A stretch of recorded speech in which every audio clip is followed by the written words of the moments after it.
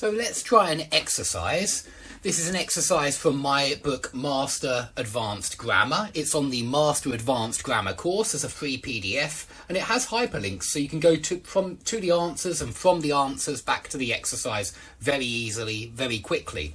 So let's have a look at number 1.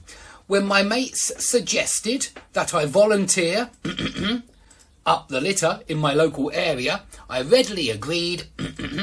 So firstly, I want to point out that suggest is here, and you can say it suggested volunteering. You don't have to use that clause. Yeah, you could say when my mates suggested volunteering. Yeah, it just doesn't make it clear that they wanted me to volunteer.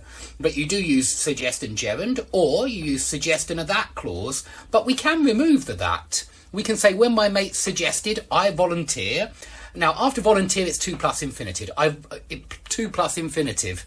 I volunteer to pick up the litter in my local area.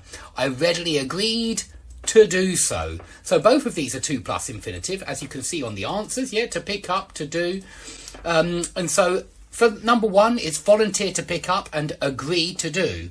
And please pay attention to the adverb collocations that I sometimes use, because I'm trying to remind you about some excellent collocations that you can use as well. Okay, so when my mate suggested that I volunteer to pick up the litter in my local area, comma, I readily agreed to do so. Okay, let's go on to the next page. And you can see we have lots of images as well. So number 2, would you mind, now I hope you remember, mind is gerund, so would you mind joining us on Saturday?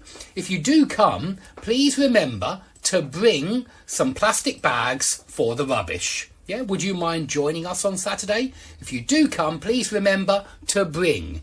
Remember that remember is sometimes 2 plus infinitive, being honest most of the time. When you remind somebody to do something, you need remember. But it's also gerund when you're talking about something usually from a long time ago.